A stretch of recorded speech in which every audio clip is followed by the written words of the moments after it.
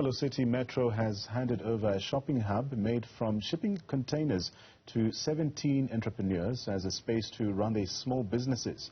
The project formed part of the city's business development unit's informal trader infrastructure program, which was first rolled out back in 2018. Now, residents are, however, questioning the hefty price tag for the modest facility. But the municipality says these are not just any containers, they are repurposed business hubs and the cost is justified.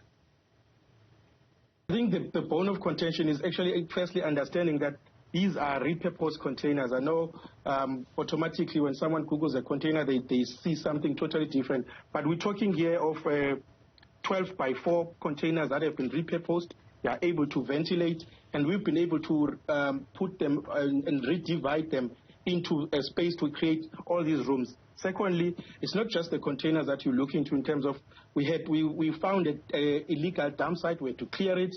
Also, we had to put in a big slab for construction, so we had to clear that site first. And secondly, we had to do put in electricity. The place is connected, and now we're in the process of rolling out fencing and signage. So there's a lot of work over and above in terms of just the containers themselves. So I think in terms of the money, people can look around in Pretoria and Joburg and find out from the people that have been done this sort of business, how much are these costs. We won't be having this idea. But I think, of course, we actually understand that whole notion of how the money sounds and how the place actually would appear. But we're more than welcome to actually show people how much we've spent on each container. But it is very important to know that it's not just a shipping container, it's a repurposed container that has been turned into an office. Now, the municipality also says that all necessary steps were followed with the procurement of the contracts for the small, and it also welcomes any probe should the public feel that there are any discrepancies with the procurement. It says it's looking at extending the project to other townships in the province. That's why we're transparent about this. We procured this particular business idea from an annual contract, so it was actually an advertised contract. We're planning to roll this out in other townships as well. We've opened our doors. I mean, the Municipal Public Accounts Committee was in the building this week to actually do an inspection. So we're more than welcome to open our books and be scrutinized. We appreciate the fact that there are issues when it comes to funding. But I mean, we've been talking to people that have been working in this type of space, and they're telling us that we're on the right track when it comes to the finance of this. So we're more than welcome to be probed on it if needs be. The embattled airline Comair has reportedly experienced another difficulty. A British Airways plane is reported to have made several sweeps around the airport before landing at Gqeberha. Aviation analyst Puthego Mojapelo joins us with more information. Puthego, a pleasure to have you on the program this afternoon. Now, another British Airways flight has had problems, failing to land 4 times. Of course, this also comes back of the recent developments where the South African Aviation Authority suspended Comair's operator certificate indefinitely, and also after several safety incidents in a space of a month, which ranged from engine failures, engine malfunctions, and landing gear malfunctions as well. What do we know about the most recent incident? Thank you very much. I have seen that. Fortunately, I was there this morning when that incident took place. So what happened here is that this BA flight that was coming into land in Port Elizabeth Airport. So the crew deployed the landing gear on the plane as they were landing. Now, when you deploy a landing gear, there has to be a light that comes on the dash or on the cockpit that shows that it has indeed deployed. So the crew could not confirm because the light did not come on. This is the information that I have received.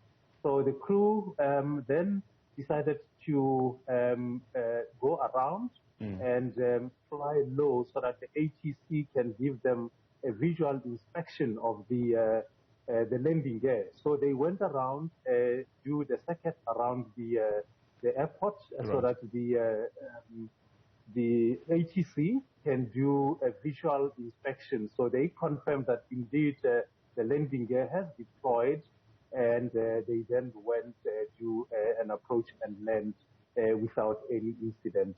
However, these are malfunctions that really concerns especially when they just regain their AOC and something like this happens again. So yes, that's what happened this morning. Now, Mr. Mojapelo, does this then constitute to another serious technical problem?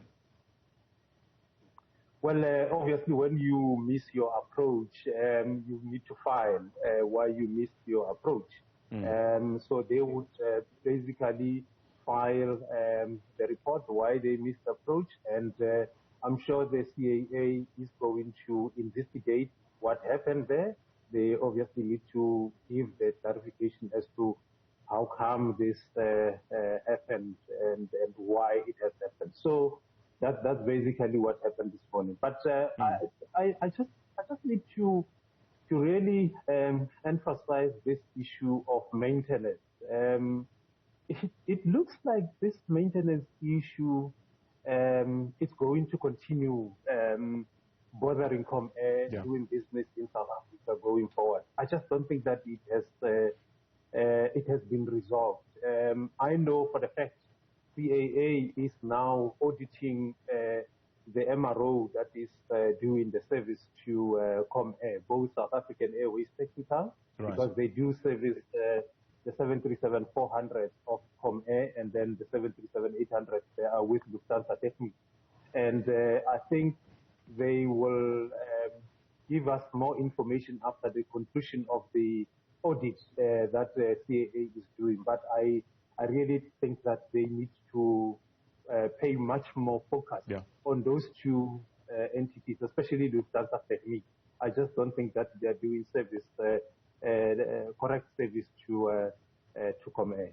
Let's expand on that point. I mean, the South African Civil Aviation Authority lifted its suspension of Comair's air operating license late on Wednesday night.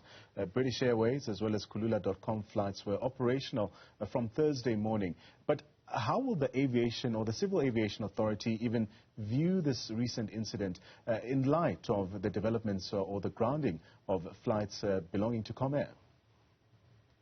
So they have provided reasons how they are going to mitigate all the risks that are similar to what has happened on the 3 flights that were cited on the findings that they cited on when they were grounding them.